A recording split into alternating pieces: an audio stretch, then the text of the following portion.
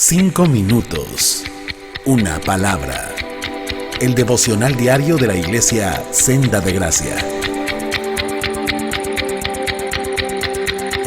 Si tuvieran fe, aunque fuera tan pequeña como una semilla de mostaza, podrían decirle a esa montaña: muévete de aquí hasta allá, y la montaña se moverá.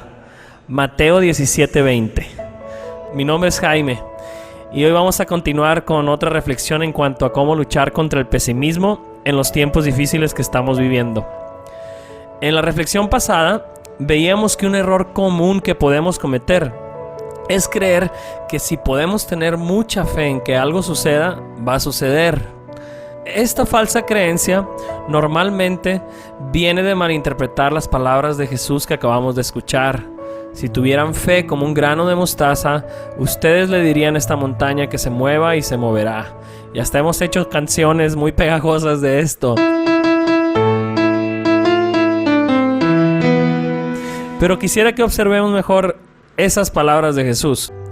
¿De qué tamaño está diciendo Jesús que tiene que ser la fe de alguien para que se logren cosas imposibles?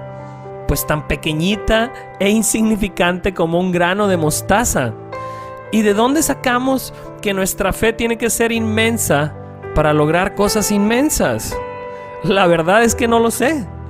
Pero lo que sí sé es que todos tenemos una tendencia a enfocarnos más en lo que nosotros creemos que podemos hacer para Dios que en lo que Dios ha hecho y sigue haciendo por nosotros. Y es esa tendencia lo que nos impide a darnos cuenta que lo más importante no es el tamaño de nuestra fe, sino en qué o en quién ponemos nuestra fe. Miren, volviendo al ejemplo que mencioné en la reflexión anterior, si nos estuviéramos ahogando y alguien nos tira una ancla, por más fe que tengamos en esa ancla, por más que creamos en que ella nos va a salvar, si nos aferramos a ella, nos vamos a ir al fondo del mar junto con ella. Pero si alguien nos tira un salvavidas, por más pequeña que sea nuestra fe en que ese salvavidas nos puede salvar, si decidimos agarrarnos de él, vamos a salir a flote. Lo más importante no es el tamaño de nuestra fe, sino en qué o en quién ponemos nuestra fe. Comprender y vivir esto puede sernos de gran ayuda en nuestra lucha contra el pesimismo. Porque seamos realistas, todos nosotros hemos vivido o estamos viviendo momentos de duda y preocupación, donde nuestra fe en realidad no se ve tan fuerte, se ve más bien como un granito de mostaza. Se ve más bien como la fe de los creyentes en Hechos 12, que estaban orando en una casa para que Dios liberara a Pedro de la cárcel. Luego, Dios envía un ángel y libera a Pedro de la cárcel. Y cuando Pedro toca la puerta de la casa donde estaban orando por él, todos se asustan y piensan que Pedro es un fantasma. Están pidiéndole a Dios por un milagro, luego Dios hace el milagro y después ellos siguen dudando que el milagro había sucedido. Así de pequeñita era la fe de ellos.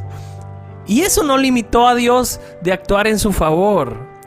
O también a veces nuestra fe se parece a la de aquel hombre en Marcos 9 que acude a Jesús porque su hijo está muy mal. Y Jesús le responde: si puedes creer, al que cree, todo le es posible. A lo que este hombre le responde con toda sinceridad a Jesús: Señor, creo, pero ayúdame en mi incredulidad. ¿A poco no te identificas con esas palabras de este hombre? Así de pequeña era la fe de este hombre, y eso no limitó a Jesús de actuar en su favor.